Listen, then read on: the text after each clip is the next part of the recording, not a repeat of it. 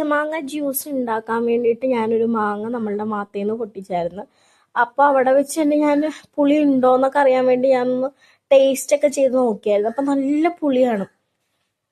പിന്നെ ഇപ്പുറത്തെ സൈഡിൽ ഞാൻ അരിഞ്ഞപ്പോഴല്ലേ കാണുന്നത്, അതിൽ നല്ല പുഴുക്കളും ഉണ്ടായിരുന്നു, നല്ല രീതിയിലുണ്ടായിരുന്നു. ഇതാ വെള്ളം കണ്ടാൽ നിങ്ങൾക്കറിയാം, അതൊക്കെ പുഴുക്കളാട്ടോ ഇവിടെ ഉള്ളതൊക്കെ ആയിട്ട്. പക്ഷേ ഇതിൽ മാങ്ങയ്ക്ക് നല്ല പുളിയുമുണ്ട്. പച്ചമാങ്ങയിൽ പുഴു വരുമെന്ന് ഞാൻ ആദ്യമായിട്ടാണ് അറിയണത്. പുളിയും മാങ്ങയിലൊക്കെ പുഴു വരുമെന്ന് ഞാൻ ഇപ്പോഴായിട്ടാണ് കാണണം.